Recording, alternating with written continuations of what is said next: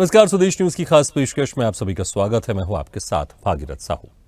7 राज्यों की 13 विधानसभा सीटों पर हुए उपचुनाव में इंडिया गठबंधन ने शानदार प्रदर्शन किया है। 13 में से 10 सीटों पर इंडिया ने गठबंधन ने जीत दर्ज की है, जबकि 2 सीट हिमाचल की हमीरपुर और मध्य प्रदेश के अमरवाड़ा बीजेपी के खाते में गई, तो एक बिहार की निर्दलीय उम्मीदवार ने जीती।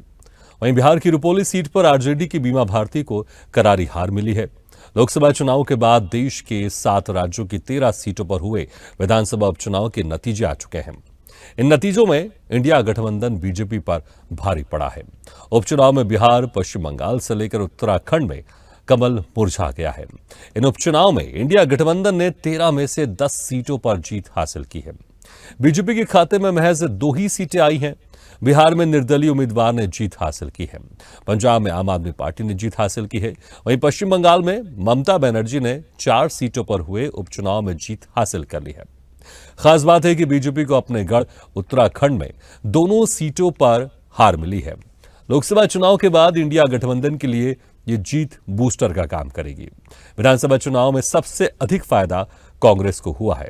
कांग्रेस ने 5 सीटों पर जीत हासिल की है। इन चुनाव परिणाम का असर राज्य के साथ ही केंद्र में साफ देखने को मिलेगा।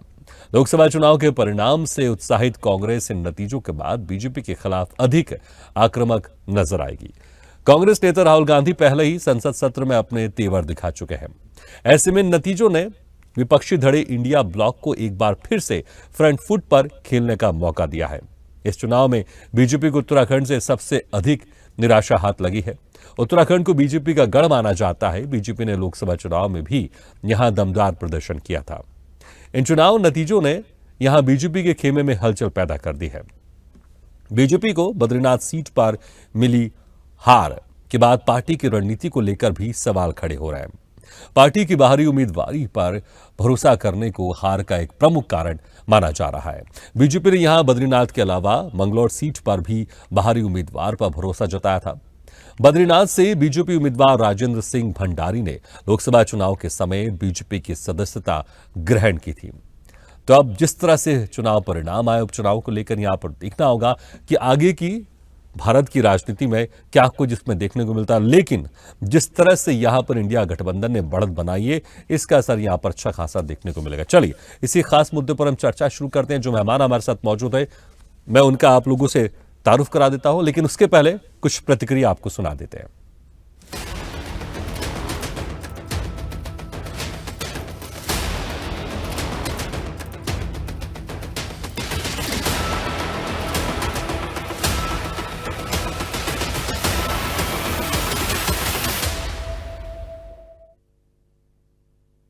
मुझे इस बात की प्रसन्नता है कि उपचुनाव में छिंदवाड़ा भी हम पिछली बार लोकसभा जीते थे और छिंदवाड़ा के अंदर अमरवाड़ा विधानसभा भी हम उपचुनाव में जीते हैं। ये विश्वास भाजपा का जनता के बीच का रिश्ता बताता है और खास करके जनता जो सरकार पे भरोसा कर रही है, संगठन के साथ भाजपा की आइडियोलॉजी पर भरोसा कर रही है, ये निश्चित रूप से हम यशस्वी प्रधानमंत्री के नेतृत्व में और मजबूत करने की दिशा में आगे बढ़ेंगे।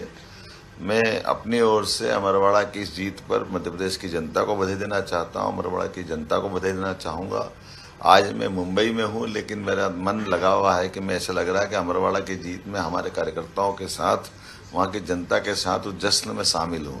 मेरी अपनी ओर से एक अच्छी जीत की बहुत बधाई। उपचुनाव के नतीजे आपके सामने हैं। प्रधानमंत्री जी आज शायद किसी विवाह में शामिल हों, उनके चेहरे पे आज मुस्कान नहीं होगी, अच्छा नहीं लगता, लेकिन नहीं होगी, अब क्या कर सकते हैं। ये उपचुनाव जो 13 सीटों पर हुए, बहुत महत्वपूर्ण, हर उपचुनाव, हर चुनाव महत्वपूर्ण होता है, बहुत महत्वपूर्ण चुनाव थे। दूसरी बार 1.5 महीने में, 1 महीने में समझ लीजिए, दूसरी बार भारतीय जनता पार्टी को देश की जनता मजबूती से कुछ संदेश देना चाहती है। अत्यधिक उत्साहित महसूस कर रहा हूं। ये जनता जनार्दन का प्यार है। उन्होंने बड़ी कठिन परिस्थिति में सत्ता दल के प्रलोभन, उनके दबाव, उनकी गुंडागर्दी प्रशासन के हाई हैंडेडनेस, उनकी जबरदस्ती, जोर जबरदस्ती, पुलिस की जोर जबरदस्ती के बावजूद जो है कांग्रेस को जिताया है।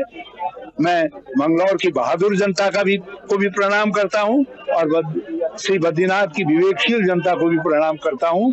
उन्होंने वहां कहा दल बदलू नहीं चाहिए, हमको कांग्रेस चाहिए, निष्ठावान कार्यकर्ता लखपत बुटौला को उन्होंने कहा आज हम हरेले के मौके पे एक पौधा लगा रहे हैं, ये वृक्ष बन करके श्री बद्रीनाथ की क्षेत्र की सेवा करने का काम करेगा। और सबसे बड़ी बात यह है कि आम आदमी पार्टी को एक वरदान मिला है, ईश्वर का वरदान। जो पार्टी को धोखा देगा उसकी राजनीति खत्म हो जाएगी। मैं नाम नहीं लूंगा, शुरू से लेकर अब तक उठा के देख लीजिए आप। जो आम आदमी पार्टी को छोड़ के बीजेपी में गया उसका क्या हश्र हुआ पूरे देश के सामने। सबके लिए एक बड़ा संदेश भी है इस पंजाब के चुनाव के परिणाम में। मैं तो निमित्त मात्र था, ये बद्रीनाथ की जनता के स्वाभिमान का चुनाव था। पूरी सरकार को दिखाया है, चाहे वो दिल्ली की सरकार हो, चाहे उत्तराखंड की सरकार हो, यदि तुम जनप्रतिनिधियों को भेजने का काम करोगे, खरीदने का काम करोगे, तो निश्चित रूप से इनको जनता के साथ मुंह की खानी पड़ेगी। सर्वांगीण विकास के लिए मैं जनता के साथ मिलकर के निश्चित रूप से इस विधानसभा को आदर्श विधानसभा बनाऊं। मुझे इस बात की प्रसन्नता है कि उपचुनाव में छिंदवाड़ा भी हम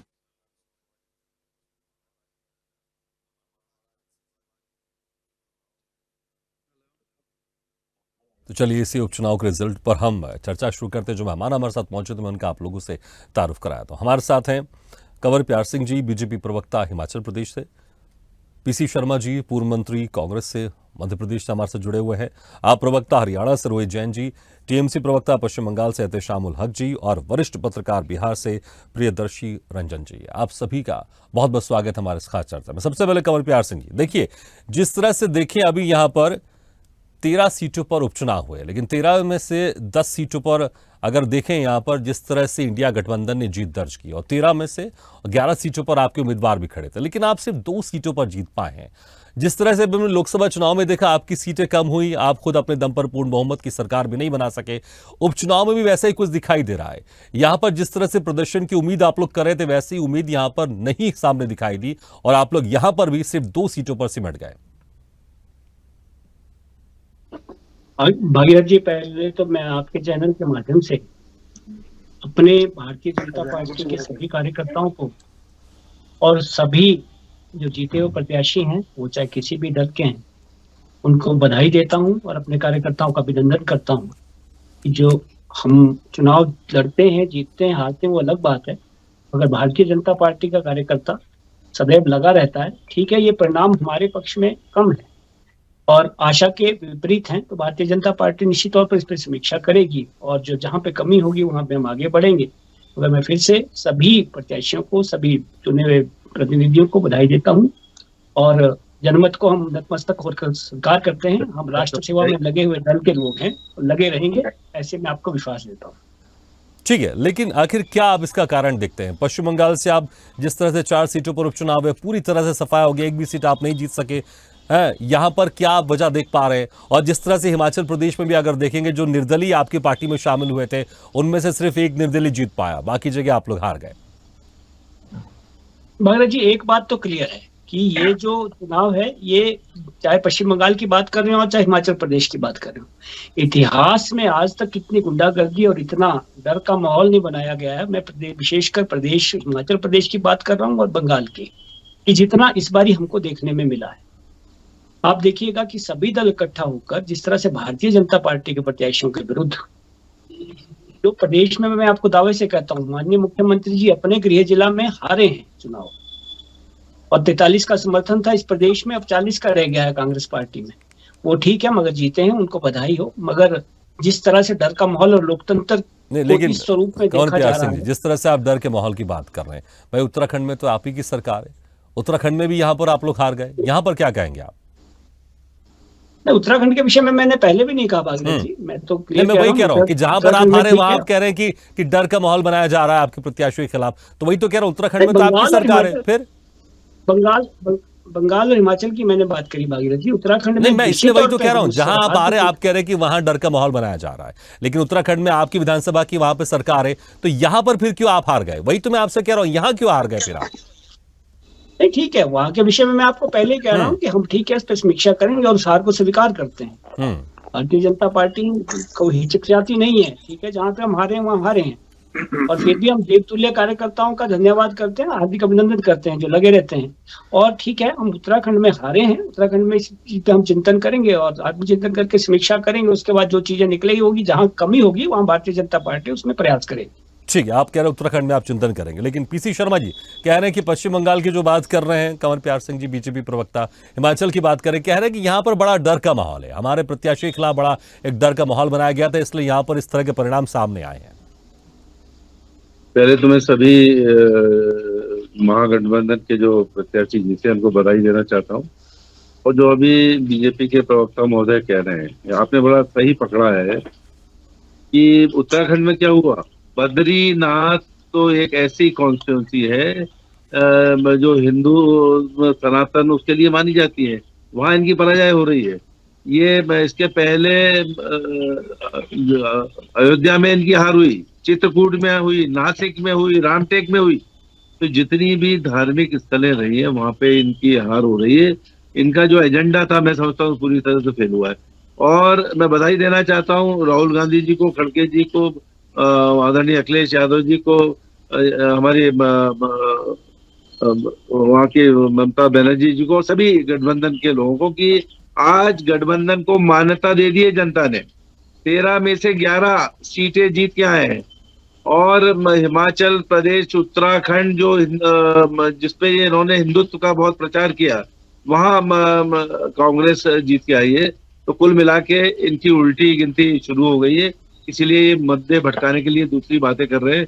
जैसे अभी आया कि एक नोटिफिकेशन कर दिया कि 1975 में जो इमरजेंसी जारी की थी उसकी भर्त्सना करते हैं और एक दिन मनाएंगे।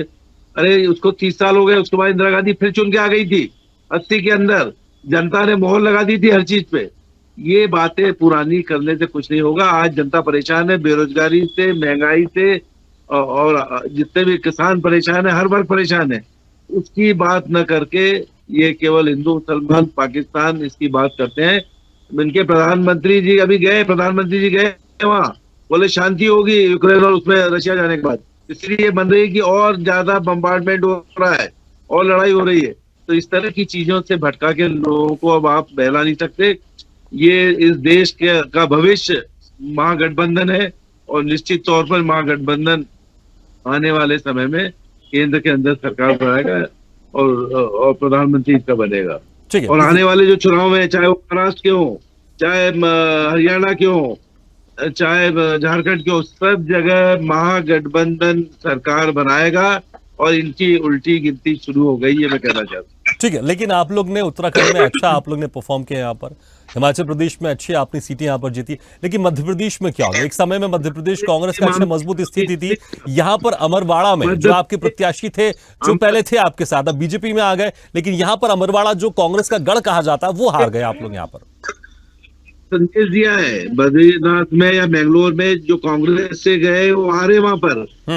और ये जो छात्र कांग्रेस में थे, इनके जाने के बाद इनकी लीड 27,000 से 3,000 आखिरी 3 राउंड में जीते हैं। इसके पहले कांग्रेस लीड कर रही थी, पूरा वहां पे जो शासन तंत्र लग गया था, पूरे मंत्री मुख्यमंत्री वहां पहुंचे, उसके बाद इनकी हालत खराब हो गई।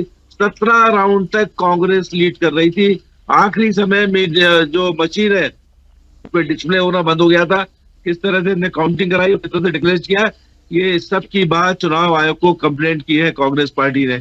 ये 27 लोकसभा में भी 27-28 हजार की लीड थी। ये जो पहले जीते थे वो भी 27,000 जीते थे। 27 से 3 पे आ गए, वो भी जितना भी फर्जीवाड़ा कर सकते थे वो फर्जीवाड़ा करने के बाद ये जीत पाए। मतलब उल्टी गिनती मध्य प्रदेश में भी शुरू हो गई है, ये हमारा वाड़ा का चुनाव बता रहा है। ठीक है, लेकिन पीसी शर्मा जी कैसे, देखिए जिस तरह से बीजेपी के प्रवक्ता अपनी हार को स्वीकार कर रहे हैं और आत्मचिंतन की बात कर रहे हैं, लेकिन आप अमरवाड़ा की यहाँ पर हार पे आप कह रहे हैं कि कुछ गफलत हुआ है और यहाँ पर कुछ गड़बड़ी की गई है, आप इसको स्वीकार नहीं कर रहे हैं। ठीक है, आप जो कमलेश शाह की बात कर रहे हैं उनका मार्जिन जरूर कम हुआ है, लेकिन कांग्रेस तो यहाँ से हारी है ना। पे आ गए, पूरा सरकारी लगा वहां पे, पूरे मंत्री मुख्यमंत्री लगे, उसके बाद ये हालत है। ये मान लीजिए कि जब भी ये जनरल इलेक्शन होगा तो ये अमरवाड़ा छोड़िए, बनी छोड़िए, आप विजयपुर छोड़िए, सब जगह कांग्रेस की जीत होगी। जनता का मन बदल रहा है, जनता को हकीकत पता लग गई, उनको समझ में आ गया है कि केवल बड़े बड़े नारे देने से जनता की बेरोजगारी दूर नहीं होगी, जनता की महंगाई दूर नहीं होगी, किसानों की समस्याएं दूर नहीं होगी। ये जनता को समझ में आ चुका है। ठीक है, आपके जनता को समझ में आ गया, जनता का मन बदल रहा है। लेकिन रोहित जैन जी, अगर आप पार्टी की बात करें, पंजाब में मन नहीं बदला है। जिस तरह से जो आपके जीते हुए प्रत्याशी थे शीतल जी, वो बीजेपी में चले गए, लेकिन उनको अच्छी खासी हार का सामना करना पड़ा, बल्कि जो मार्जिन था वो ज्यादा और बढ़ गया आप लोग की जीत का। जी जी बिल्कुल, नमस्कार साहू जी और सभी भाइयों को प्रणाम। देखिए साहू जी, ये बिल्कुल क्लियर मैंडेट ये बताता है। आप ये देखें कि सिर्फ 2 सीटें बीजेपी आई, जो कि पूरे देश में ये भरते थे अपना दम कि हम पूरा संविधान चेंज कर सकते हैं और इतनी सीटें ला सकते हैं। उसका सीधे मुंह पे तमाचा सीधा सीधा ये है। आम आदमी की सीट सिर्फ एक थी, और वो भी इतनी बड़ी लीड से हम वापस, ये दिखाना बिल्कुल क्लियर है कि लोगों का आम आदमी की पार्टी की जो पॉलिसीज हैं उसमें जो विश्वास है वो बिल्कुल पूर्ण विश्वास है। दिल्ली के बाद, दिल्ली 2 बार जीते, और उसके बाद पंजाब जो चल रहा है उसके सब काम यही बताते हैं कि आम आदमी पार्टी ही एक ऐसी पार्टी है जो कि अपनी नीयत और कथनी और करनी में बिल्कुल सक्षम है करने में। चाहे कितने भी अन्याय हो जाएं, जेलों में भर दें, लेकिन उसके बावजूद हम लोग हिलने वाले नहीं है और अपने कामयाब होंगे। ये समर्थन लोगों ने हमें दिया है, इसमें कोई शक नहीं, ये सबने देखा भी है। ठीक है, ठीक है, लेकिन मुझे लगता है यहां पर अब देखना होगा, जिस तरह से बीजेपी यहां पर 13 में से 11 सीटों पर चुनाव लड़ी थी, सिर्फ 2 सीटें जीती है, और इंडिया गठबंधन की जो बात हो रही है। एहतेशाम जी, आपको मेरी आवाज सुनाई दे रही क्या? चल, लगता है कि हमारी आवाज उन तक अभी नहीं पहुंच पा रही। जैसे वो हमारे साथ जुड़ेंगे हम उनसे भी सवाल करेंगे। प्रियदर्शनी जी, इस जीत हार को आप किस तरह से देखते हैं? क्या ये पार्टियों की जीत हार है, या फिर वाकई जिस तरह से इंडिया गठबंधन है या एनडीए, इस तरह से हम इस हार जीत को देखें? क्योंकि पश्चिम बंगाल में बीजेपी का सफाया हो गया है, जो उपचुनाव में बीजेपी एक भी सीट नहीं जीत सकी। लेकिन मध्य प्रदेश की बात कर ले तो 1 सीट यहां पर प्लस में है। लेकिन हिमाचल प्रदेश में जो निर्दलीय वहां पर बीजेपी में गए, उनमें से सिर्फ 1 जीत सके, बाकी 2 हार गए। उत्तराखंड की बात कर ले, उत्तराखंड में जो पहले परिणाम थे वही रहे, बस कांग्रेस को वहां पर फायदा हुआ है, बीएसपी की 1 सीट घट गई है। तो आप इस पूरे परिणाम को किस तरह से देखते हैं? देखिए, इस उपचुनाव से किसी राज्य का निजाम नहीं बदला है, लेकिन जनता का बदला हुआ मिजाज दिख रहा है। जनता ने कुछ बदलाव के संकेत दिए हैं, और लोकतंत्र की यही बड़ी खूबसूरती है। जनता सही मायनों में जनार्दन है।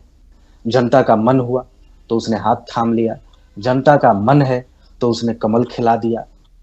जनता का मन था तो भरपूर कमल देश भर में खिल रहा था, और अब जब जनता का मन है तो ईवीएम से कुछ और भी परिणाम निकल रहा है। जनता के आशीर्वाद को किसी भी पार्टी को न तो अपना विरासत समझना चाहिए और न ही उस पर अभिमान करना चाहिए। जनता अपना निर्णय स्वयं लेती है, और लोकतंत्र में सही मायनों में ताकतवर जनता है। जनता को आप भूल चूक में नहीं रख सकते हैं। भूल में आप होते हैं, चूक आप करते हैं। तो मुझे लगता है कि जिस तरीके से यह परिणाम आया है, निश्चित तौर पर भारतीय जनता पार्टी और एनडीए के लिए शुभ संकेत नहीं है। हालांकि मैं यह भी कहना चाहूंगा कि इंडिया गठबंधन को भी किसी मुगालते में नहीं रहना चाहिए, क्योंकि यह मुख्य चुनाव का परिणाम नहीं है, और उपचुनाव के परिणाम से नतीजे बहुत प्रभावित होते हैं, ऐसा देखा नहीं गया है। खास करके मैं बिहार का उदाहरण देता हूं। बिहार में वर्ष 2009 में करीब 10 से अधिक विधानसभा सीटों पर उपचुनाव हुआ था, जिसमें उस समय सरकार में शामिल जदयू और भाजपा को महज 2 या 3 सीटें हासिल हुई, और बाकी सीटें विपक्षी दलों को चला गया था। लेकिन जब मुख्य चुनाव की बारी आई तो उसमें परिणाम इसके उलट था। 2014 में भी ऐसा ही हुआ बिहार में, 2019 में भी ऐसा ही हुआ। तो मुझे लगता है कि इन चुनावों को गंभीरता, कोई भी चुनाव बहुत गंभीर होता है, और कई उपचुनावों से देश का मिजाज बदला है, देश की स्थिति बदली है, लेकिन इस चुनाव से देश का मिजाज बदल रहा है, ऐसा कहना मेरी नजर में बहुत जल्दीबाजी है। क्योंकि भारतीय जनता पार्टी के पास अभी भी जो संगठन है, उनके पास जो क्षमतावान नेता हैं, वो बैकफायर कर सकते हैं, वो काउंटर अटैक जरूर करेंगे, और इंडिया गठबंधन को इसी को लेकर के संभल कर रहना चाहिए और इस उपचुनाव के परिणाम से उन्हें दंभ नहीं पालना चाहिए। मुझे लगता है कि जिस दंभ की बात भारतीय जनता पार्टी की हो रही है कि ये जो उपचुनाव का परिणाम है वो भारतीय जनता पार्टी के दंभ की वजह से आया है, उनके उम्मीदों के उलट आया है, तो वैसा कुछ दंभ इंडिया गठबंधन को भी नहीं पालना चाहिए। ठीक। और जहां तक मुझे ठीक है, पीसी शर्मा जी, देखिए जिस तरह से कह रहे हैं अभी कि इस परिणाम से सिर्फ ये नहीं सोचना चाहिए, जिस तरह से प्रियदर्शी रंजन जी कह रहे हैं कि इंडिया गठबंधन बड़ा मजबूत हो गया है। क्योंकि अगर देखिए, अगर बिहार की बात कर लें, जेडीयू से जो प्रत्याशी जीते हुए प्रत्याशी थे पिछले बार, वो आरजेडी में गए, लेकिन ना वो जीत सके ना जेडीयू के प्रत्याशी जीत सके, बल्कि एक निर्दलीय उम्मीदवार ने दोनों को हरा दिया और आरजेडी के जो प्रत्याशी थे वो तो तीसरे नंबर पर रह गए। हम अगर बंगाल की बात करें, बंगाल में इंडिया गठबंधन का वहां पर गठबंधन नहीं हुआ था, वहां पर ममता बनर्जी ने अकेले चुनाव लड़ी थी। इस बार अगर देखें तो उन्हीं के दम पर अकेले उन्हें बीजेपी को हरा दिया। सबसे ज्यादा अगर बीजेपी को नुकसान हुआ है तो पश्चिम बंगाल में हुआ है। बाकी जगह की अगर बात कर ले तो बाकी जगह हिसाब किताब उसका बराबर रह रहा है। उत्तराखंड में देखें, उसको कोई ज्यादा नुकसान नहीं हुआ है क्योंकि वहां पर पहले वो जीती भी नहीं थी, अगर जो 2 सीटें यहां की बात करें। और मध्य प्रदेश में बल्कि 1 सीट प्लस में है।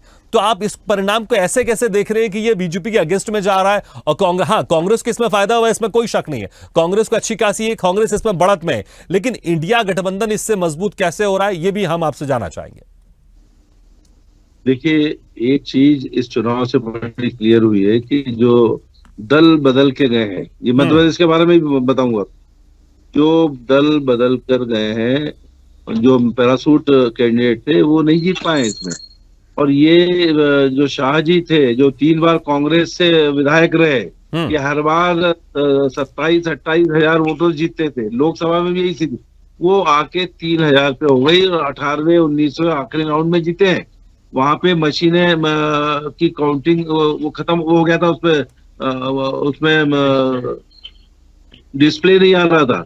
ये सब चीजों के अंदर जीते हैं, तो ये निश्चित तौर पर इनकी जो बढ़त थी। लेकिन पीसी शर्मा जी, ये भी तो यहाँ देखना होगा ना कि ये सीटें कांग्रेस के एक तरह से गढ़ रही है, क्योंकि यहाँ पर अमरवाड़ा की बात करें, यहाँ पर कांग्रेस 9 बार जीती थी, 1 बार गोंडवाना गणतंत्र पार्टी जीती थी और 3 बार बीजेपी जीती और चौथी बार भी जीत गई। तो कांग्रेस का ये गढ़ रहा है। जिस तरह से लोकसभा चुनाव में छिंदवाड़ा हारे, उसके बाद अमरवाड़ा हारे, तो यहाँ पर मध्य प्रदेश के प्रदेश नेतृत्व पर सवाल जरूर उठ रहा है और कहीं ना कहीं आप लोग के जो वरिष्ठ नेता उन पर भी यहाँ पर सवाल उठ रहा है कि क्यों अपना गढ़ नहीं बचा पाई बीजेपी। नहीं, देखिए, मैंने बताया ना, आप उस चीज को ले नहीं रहे। 27 और 30 हजार से 3 पे आ जाना, ये वोटिंग जो परसेंटेज इनका कम हुआ, ये वहां के रूलर भी रहे, इनके फादर, इनकी मदर सब एमएलए रहे। इतना सब कुछ होने के बाद, 3 बार विधायक कांग्रेस के होने के बाद, लेकिन जैसे ही बीजेपी में गए तो 3000 पे आ रहे हैं।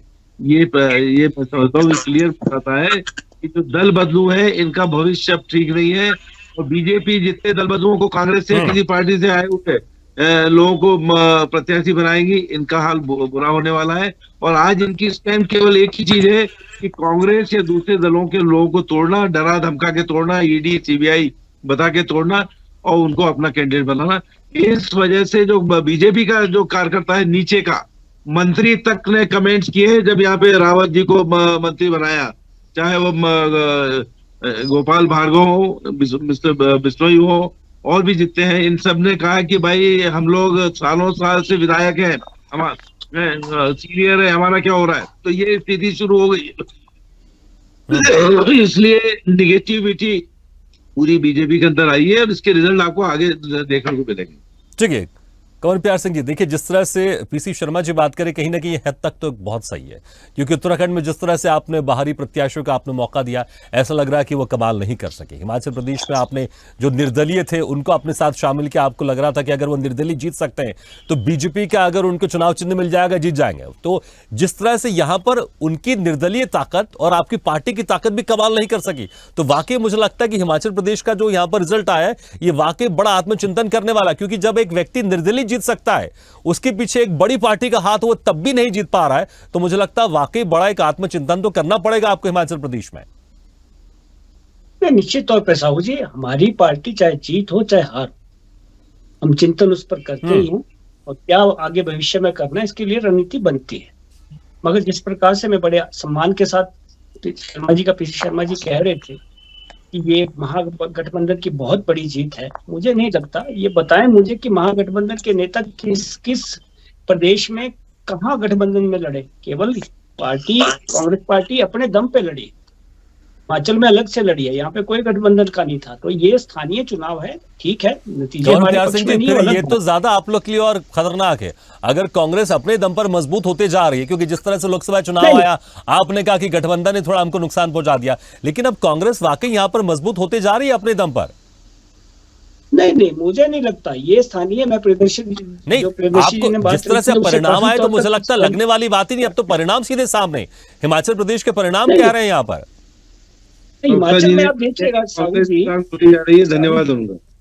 साहू जी, अभी 1 महीना पहले चुनाव हुआ है, हिमाचल में 61 सीटों पर 68 कुल सीटें हैं, 61 में कांग्रेस पीछे थी, ये ठीक है। और अभी भी जो 25 सीटें थी केवल भारतीय जनता पार्टी की 16 महीने पहले, हमारी 3 बड़ी हैं, हमारी कम नहीं हुई है, कांग्रेस की कम हुई है, कांग्रेस की अभी पूरी हुई है। उनका 43 का समर्थन था, अब 40 का रह गया।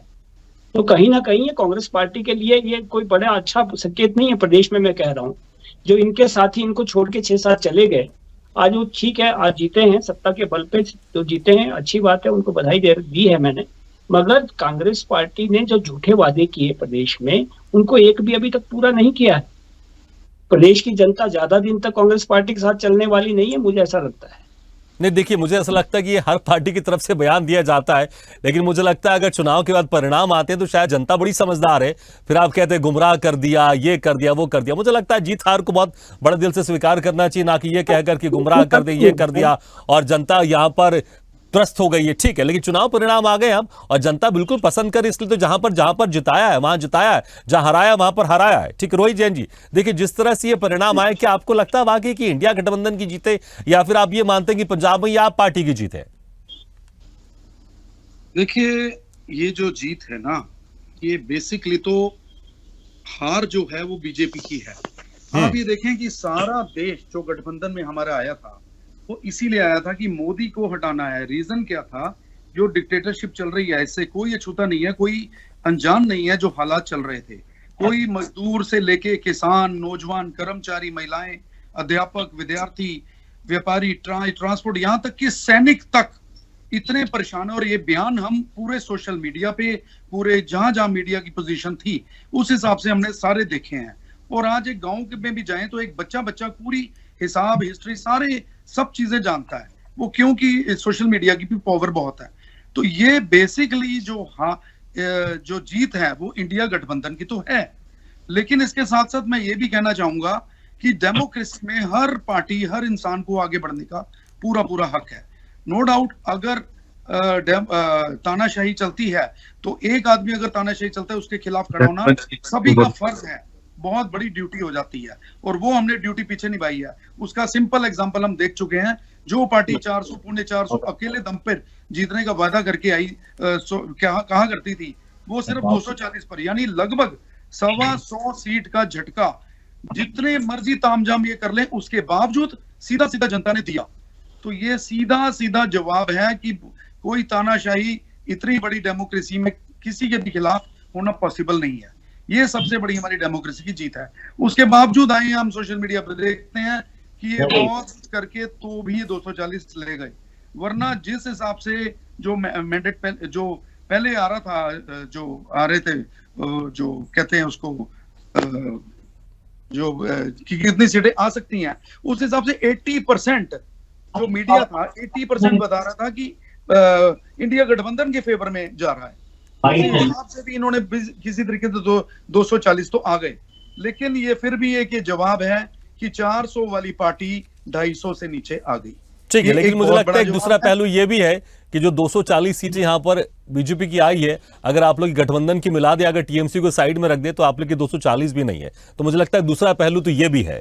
प्रियदर्शी रंजन जी, देखिए जिस तरह से आपने कहा था इसके पहले, इस उपचुनाव को हम ये नहीं देखना चाहिए कि जनता का जो मूड है वो किस तरफ जा रहा है, लेकिन वाकई यहां पर बीजेपी के लिए, कांग्रेस के लिए खुशी की बात तो है, क्योंकि वो मजबूत हो गई, इसमें कोई शक नहीं है, क्योंकि और ज्यादा सीटें जीत कर आई है। लेकिन बीजेपी के लिए वाकई चिंताजनक बात है कि जहां पर उत्तराखंड में इनकी सरकार है, वहां पर ये ठीक है, पिछली बार ये सीटें सीटें इनके पास नहीं थी, इसमें कोई शक नहीं है। अगर आप पिछले बार से कंपेयर करेंगे तो दोनों सीटें, चाहे मंगलौर की बात कर लें या हम बद्रीनाथ की बात कर लें, दोनों सीटें यहां पर बीजेपी के पास नहीं थी। लेकिन अगर केंद्र में बीजेपी की सरकार है, राज्य में बीजेपी की सरकार है, उसके बावजूद ये सीटें नहीं जीत पा रहा। बद्रीनाथ जो कि एक धार्मिक क्षेत्र है और बीजेपी अक्सर हिंदुत्व का झंडा लेकर घूमती फिरती रहती है, यहां पर भी जीत नहीं हासिल करना, तो वाकई मुझे लगता है कि यहां पर बीजेपी को आत्मचिंतन की आवश्यकता है कि उसकी रणनीति क्यों इस तरह की कारगर साबित नहीं हो पा रही है। और पश्चिम बंगाल में तो यहां पर बीजेपी के लिए वाकई खतरे की घंटी है, क्योंकि 1-2 साल के बाद वहां पर विधानसभा चुनाव होने वाले हैं और जो जीत के एक उम्मीद पाले बैठी थी, शायद यहां पर बीजेपी के लिए बड़ा मुश्किल होगा।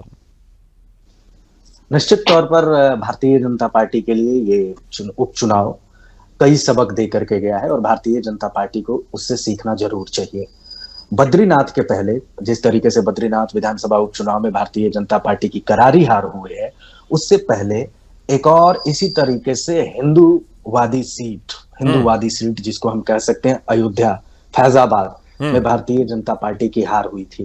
वो हार आज भी भारतीय जनता पार्टी को नाक में दम किए हुए है। कभी भी वाद प्रतिवाद के दौरान विपक्षी नेता अयोध्या को उठा देते हैं और अयोध्या चुनाव की हार की वजह से भारतीय जनता पार्टी सीधे तौर पर बैकफुट पर चली जाती है। कुछ वैसा ही परिणाम ये उत्तराखंड के बद्रीनाथ से जुड़ा हुआ है। भारतीय जनता पार्टी को भी पर यह सवाल उठ रहा है कि आप हिंदूवादी हैं, उसके बावजूद उन सीटों पर कैसे हार जा रहे हैं जहां पर हिंदू वोटों की संख्या है और हिंदू वोट पोलराइज्ड हैं आपके प्रति। तो ये एक चिंता का सबब भारतीय जनता पार्टी के लिए है। भारतीय जनता पार्टी को इस उपचुनाव से कई सबक सीखने चाहिए।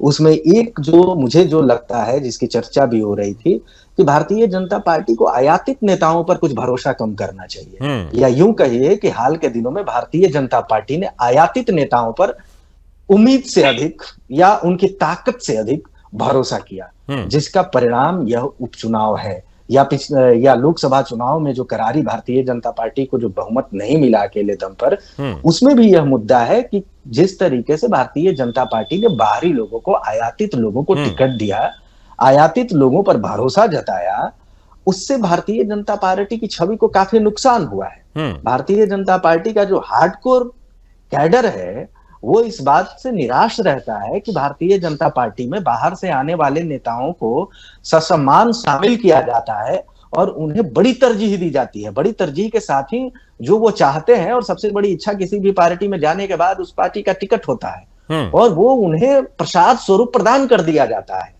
तो ये बहुत ही चिंता का विषय है भारतीय जनता पार्टी के लिए। दूसरी वजह मैं बताना चाहूंगा कि भारतीय जनता पार्टी को जिस पर विचार करना चाहिए वह यह है कि जनता और भारतीय जनता पार्टी के बीच में संवाद कमजोर हुआ है।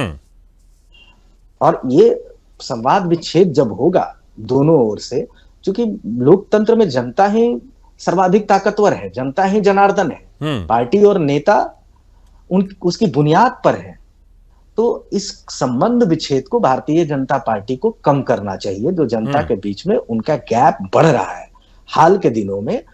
और जिस तरीके से कुछ अहंकारी भाषाएं बोली जा रही हैं, अहंकार की भाषाएं बोली जा रही हैं, उन भाषाओं पर भी लगाम रखने की जरूरत है।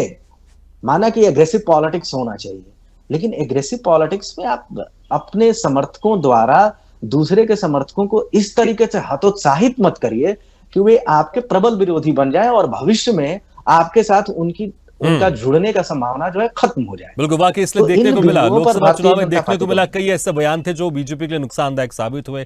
खासकर 400 पार का जो नारा था, कहीं ना कहीं बीजेपी के लिए बड़ा बैकफुट में इसमें आ गई थी बात में, और इससे अच्छा खासा नुकसान भी हुआ। लेकिन पीसी शर्मा जी देखिए, अगर इसका दूसरा एंगल भी अगर मैं देखूं तो जिस तरह से आप कह रहे थे कि जो बीजेपी दूसरे पार्टी के नेताओं को अपने पार्टी में ले लेती है, अब वो ज्यादातर हार रहे हैं, इससे बीजेपी को नुकसान हो रहा है। लेकिन अगर मैं पश्चिम बंगाल के रिजल्ट को साइड कर दूं तो मुझे ऐसा लगता है कि बीजेपी प्लस में ही है। यहां पर देखिए, अगर अमरवाड़ा में आपके जो जीते हुए प्रत्याशी थे कमलेश शाह, उनको अपनी पार्टी में लेकर आई तो उपचुनाव हुआ। ये सीट पहले आपके पास थी, लेकिन अब ये सीट बीजेपी के पास हो गई। जो 3 निर्दलीय थे हिमाचल प्रदेश में, वो बीजेपी में शामिल हुए। 3 में से 1 सीट तो कम से कम बीजेपी के पास आई। तो बीजेपी की जो ये रणनीति है, ये नुकसानदायक कम, फायदा ज्यादा लगती है, क्योंकि अगर आप देखेंगे इस हिसाब से कम 2 सीट यहां पर बीजेपी प्लस में है। देखिए, 7 राज्यों में चुनाव हुआ है और 7 राज्यों में 11 जगह चुनाव लड़ी बीजेपी और 2 जीती। तो आप इसको कैसे तो मजबूत हुई है। अमरवाड़ा का मैंने आपको बार बार कहा, अमरवाड़ा में जो विधायक थे 3 बार के कांग्रेस के विधायक रहे, लोकसभा में जाने के बाद वहां पे भी 27-28 हजार जीते, अब 3 पे आ गए। ये कैसे मानेंगे? पूरा मुख्यमंत्री से लेकर पूरा मंत्रिमंडल वहां बैठा हुआ है, पूरे अधिकारी बैठे हुए हैं, और कांग्रेस का केवल कार्यकर्ता, कांग्रेस नेता, कैसे आप वो करेंगे? और अभी जो प्रवक्ता जी कह रहे थे बीजेपी की, जो हिमाचल प्रदेश में सरकार के दबाव में सब हुआ, वहां तो वो कह रहे हैं कि सरकार के दबाव में और उनके तंत्र ने और मिसयूज किया पावर का। लेकिन यही चीजें दूसरी जगह भी लागू होती है, चाहे उत्तराखंड हो चाहे मध्य प्रदेश हो। लेकिन मैं ये बता रहा हूँ कि रामनिवास रावत जी को जब मंत्रिमंडल की शपथ दिलाई गई तो वरिष्ठ नेताओं ने जो 15,000 दिन, गोपाल भार्गव जी जो एमएलए है, उन्होंने कहा कि ये डील थी, उनकी डील में आए, ये डील होने लगी है बीजेपी के अंदर। और मैं समझता हूँ इसीलिए जो अभी जो विशेषज्ञ जी ने कहा है कि जिस तरह के उनके वो है स्टेटमेंट 405 और संविधान बदल देंगे, और दूसरा वहाँ ये आया कि जिनके जो चीफ है आरएसएस तक का कि अहंकार से सेवा नहीं होती, लेकिन उसके बावजूद भी अहंकार की भाषा लगातार चल रही है।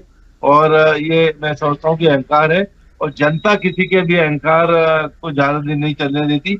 और ये महागठबंधन इसलिए मजबूत हुआ है कि जो महागठबंधन चुनाव लड़ा था लोकसभा का, उसमें जो रिजल्ट आया, जो इन्होंने रोका बीजेपी को, और उसके बाद पूरे देश के अंदर 7 राज्यों में चुनाव हो रहा है, एक जैसे रिजल्ट आ रहे हैं, ये इस बात का प्रतीक है कि आने वाले समय में जनता, भारतीय जनता पार्टी या एनडीए को जो कह सकते हैं, इनको नीचे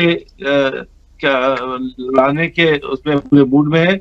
और ये जो बात आपने भी अभी कही कि बद्रीनाथ, अयोध्या, मैं तो और कह रहा हूँ रामटेक, नासिक, ये तमाम पर चित्रकूट, ये जो एजेंडा लेके चलते थे, मतलब जो डिवाइड एंड रूल, तो डिवाइड, अब जनता डिवाइड नहीं हो रही है, ये सामूहिक रूप से जो प्रिंसिपल्स हैं महागठबंधन के, कांग्रेस के, उन पे वोट कर रही है। इनका जो डिवीजन वाला जो फार्मूला है, जो हिंदुत्व के नाम पर जो लोगों को एक करके वोट ले रहे थे, वो चीजें धीरे धीरे लोगों की ठीक है, लगातार ये कहा जा रहा आप लोग की तरफ से, लेकिन देखना होगा इसका आने वाले चल के क्या कुछ असर होगा। आपने बता दिया कि मेरे को कोई नहीं लाया, ये मैं खुद आया हूँ दुनिया में, दुनिया को मैं लाया हूँ। ये सब फॉर्मूले जो है ये फेल होते जा रहे हैं, और निश्चित उनकी मानिए कि आने वाले समय में जो एक गाना है कि ये पब्लिक है, ये सब जानती है, ये इन सब चीजों के परिणाम वो आगे चल के देने वाली है। और महागठबंधन की बात मैं इसलिए कर रहा हूँ कि अल्टरनेट अगर वो है आज एनडीए का, तो महागठबंधन। ठीक है, महागठबंधन के आपके साथी एहतेशाम उल हक जी में हमारे साथ जुड़ गए, टीएमसी प्रवक्ता है पश्चिम बंगाल से। एहतेशाम उल हक जी, देखिए जिस तरह से अभी इस बार उपचुनाव हुए पश्चिम बंगाल में, बीजेपी को आपने साफ कर दिया उपचुनाव में, इसमें कोई शक नहीं है, अच्छा खासा बेहतर परफॉर्मेंस रहा आपका। लेकिन इस जीत को आप टीएमसी की जीत मानते हैं या फिर इंडिया गठबंधन की जीत मानते हैं? क्योंकि जो आपके सहयोगी पार्टी कांग्रेस के, जो हमारे साथ पूर्व मंत्री कांग्रेस से पीसी शर्मा जी कह रहे हैं कि यह महागठबंधन की ताकत है।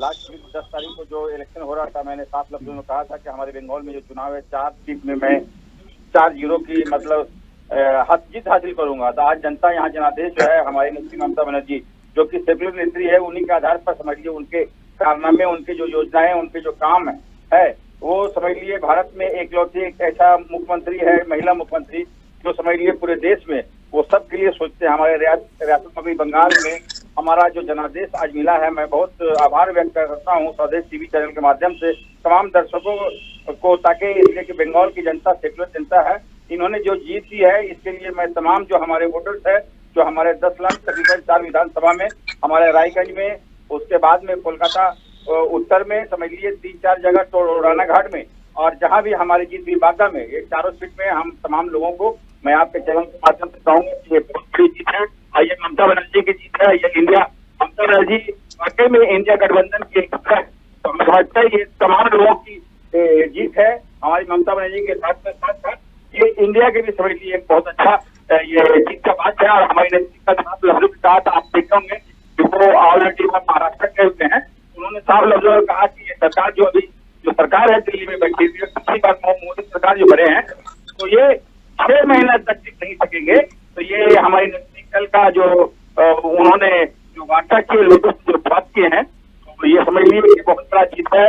मैं स्वदेश टीवी के चैनल के माध्यम से बाकी करता हूँ, तमाम जो पैनलिस्ट है, ये देखिए देश में जो है हर हाल में मोदी जी जो भारतीय जनता पार्टी मुख चाहते हैं, जो आज साबित हो गया कि 13 में से 11 सीट समझ लिए कि इंडिया गठबंधन की जीत हुई। तो ये बहुत बड़ा समझ लिए कि देश के हित में, और समझ लिए जो हमारे जो 62% सेकुलर लोग रहते हैं, 38% भारतीय जनता पार्टी को जो इस बार वोट मिला है, तो 62% सेकुलर है। मैं उनकी सोच को, मैं उनकी भावना को मैं सलाम करता हूँ भागीरथ जी। ये देश नहीं, लेकिन आपकी इस स्टेटमेंट से मैं इत्तेफाक नहीं रखता कि अगर जिसने बीजेपी को वोट दिया वो सेकुलर नहीं है। मुझे लगता है कि हमारा भारत देश की जनता बड़ी समझदार है, तो मुझे लगता है शायद ये स्टेटमेंट कम से कम नहीं होना चाहिए, क्योंकि हमारा देश ही सेकुलर है। हम तो हमारे तो इनकी पॉलिसी है, हम तो हमारे तो आपको बात समझनी होगी। इनकी जो सिस्टम है, कहीं न कहीं गरीबों का खून चूस करके अमीर जो लोग हैं उनको ये कहीं बड़े लोग बना रहे हैं। इन्होंने कहा था 15 लाख। ठीक है, लेकिन मुझे ये बताइए कि क्या इस बार वो मुद्दे थे या रणनीति थी जिसने बीजेपी को कम से कम बंगाल में तो बहुत पीछे धकेल दिया। लोकसभा चुनाव में ये चल रहा था कि बीजेपी बहुत अच्छा परफॉर्म कर सकती है, टीएमसी से ज्यादा सीटें ला सकती है, लेकिन उल्टा हो गया, 6-7 सीटें यहाँ पर बीजेपी को हारनी पड़ गई, उपचुनाव में हार गई। क्या यहाँ पर रणनीति थी आप लोग की? क्या मुद्दे थे जो यहाँ पर कम से कम बीजेपी बड़ी पीछे फिसल गई?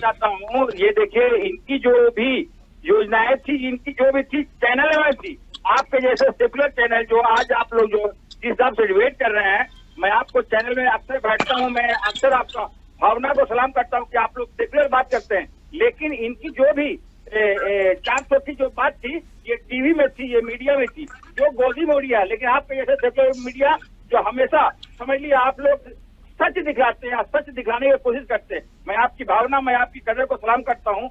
जो आप लोग जिस हिसाब से काम कर रहे हैं, ये बहुत बड़ा है। हम समझते हैं कि ये जीत जो है, जो बंगाल में हुए भारतीय जनता पार्टी की किसी भी कीमत पर, यहाँ ममता बनर्जी का काम है, जिन्होंने जो हिसाब से काम किया है, आप सोच नहीं सकते हैं। लक्की भंडार हमारा बहुत बड़ा हथियार है। हमारे जो यहाँ जितने भी लोग हैं, उनके लिए हमारे योजनाएं दीदी जो है, हमारी ममता बनर्जी यहाँ के लोगों के लिए बहुत किए हैं।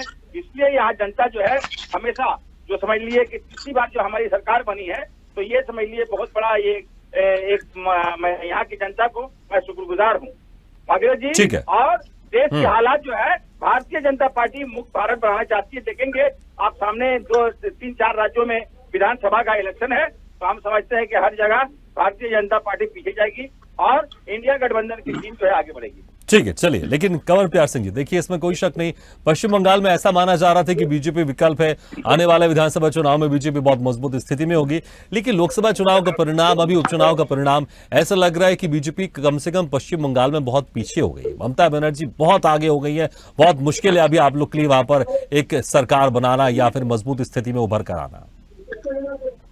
मुझे लगता है भागीरथ जी, जो पश्चिम बंगाल की जो आज हालत है, उससे कंपैरिजन करें हमारे साथी देश के जो अन्य राज्य हैं, तो पश्चिम बंगाल को किस स्थिति पर लाकर खड़ा कर दिया है। ये ठीक है, लेकिन ठीक है, देखिए मेरा इसमें ये कहना रहता है, आप लोग, मैं परिणाम की बात कर रहा हूं, आप हालातों की बात करें, क्या वहां की जनता इस बात को नहीं समझती होगी? अगर जनता चुनाव में टीएमसी को जिता रही है, अगर वहां की वर्तमान सरकार को जिता रही है, इसका मतलब उस सरकार से वो खुश होगी, इसलिए तो जिता रही है वो। फिर आप वहां के हालातों की बात करते हैं आप।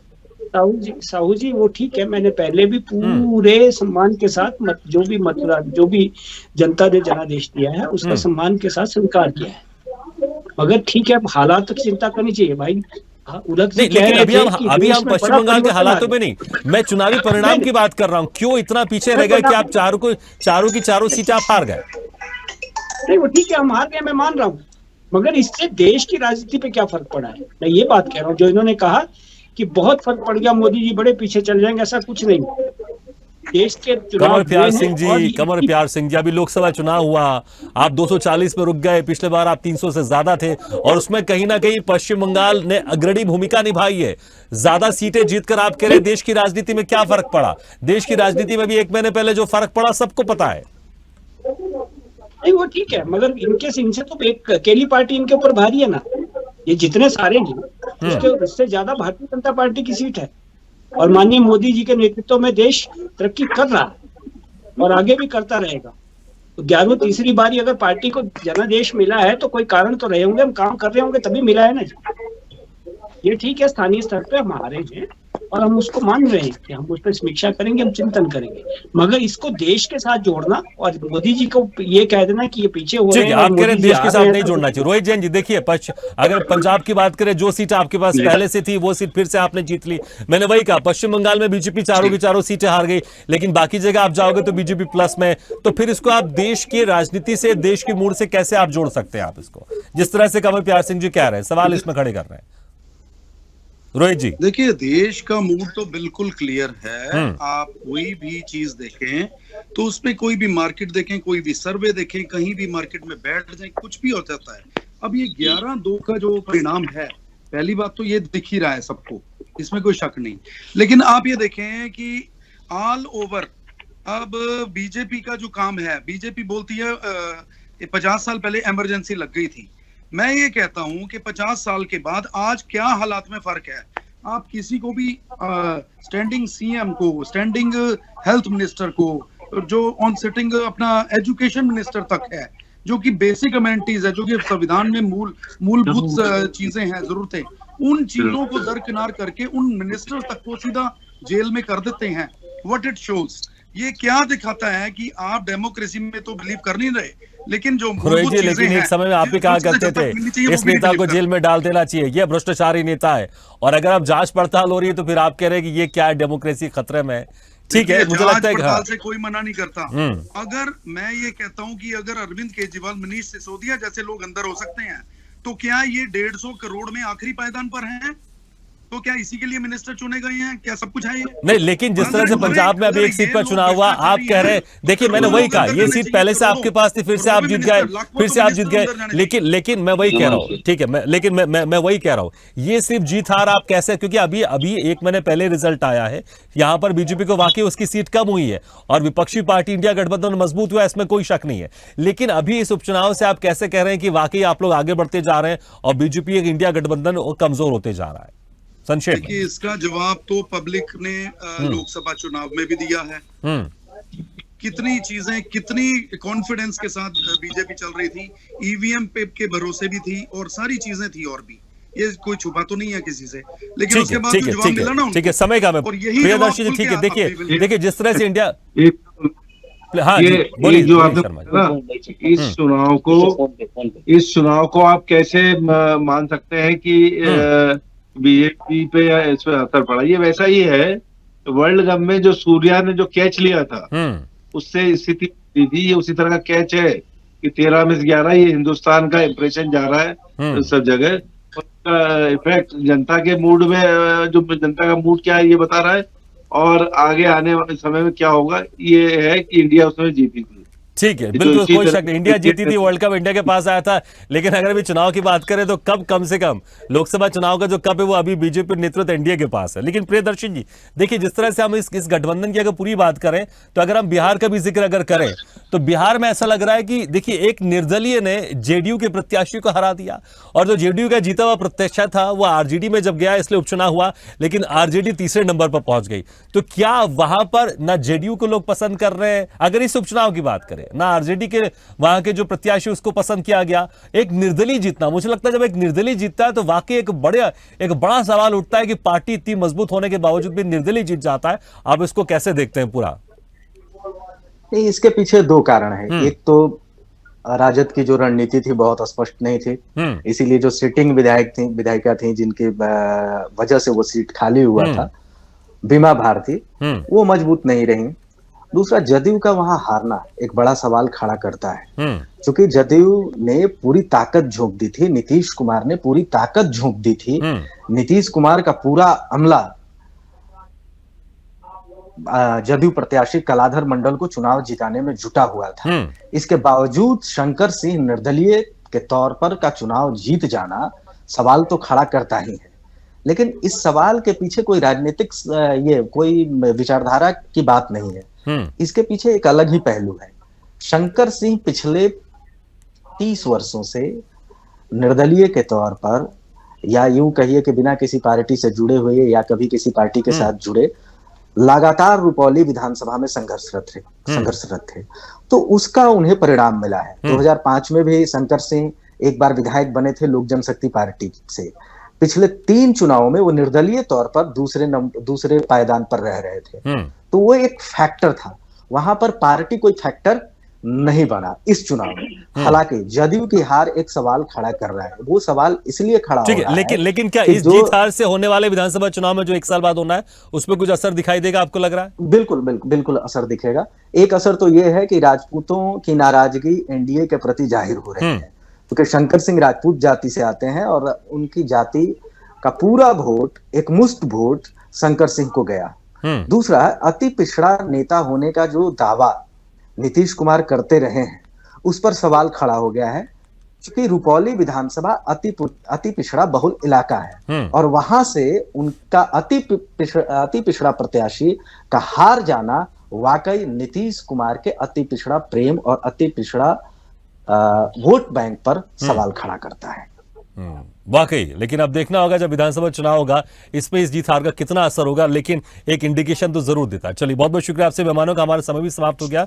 कंवर प्यार सिंह जी, पीसी शर्मा जी, रोहित जैन जी, एहतिशाम उलहक जी और प्रियदर्शी जी, बहुत बहुत शुक्रिया हमारे इस खास चर्चा में शामिल होने के लिए। तो जिस तरह से 7 राज्यों की 13 विधानसभा सीटों पर उपचुनाव का नतीजा आ गया है, जिसमें से 13 में से अगर हम बात करें तो सिर्फ 2 सीट यहां पर बीजेपी ने जीती है। पश्चिम बंगाल में सबसे ज्यादा नुकसान हुआ है बीजेपी को, 4 की 4 उपचुनाव सीट यहां से हारी है, लेकिन मध्य प्रदेश में फायदा हुआ और हिमाचल प्रदेश में भी 1 सीट का फायदा हुआ। लेकिन कांग्रेस भी यहां पर बड़ी मजबूत स्थिति के साथ उभर कर सामने आई है। भले मध्य प्रदेश में 1 सीट उसको गंवाना पड़ गया, लेकिन हिमाचल प्रदेश में वहां पर 2 सीटें प्लस में रही। उत्तराखंड की बात करें, 1 सीटें प्लस में रही और बाकी जो 2 सीटें इसकी जो पहले से थी वो तो उसने बचाया ही है। लेकिन यहां पर कांग्रेस भी मजबूत स्थिति के साथ उतरकर सामने आई है।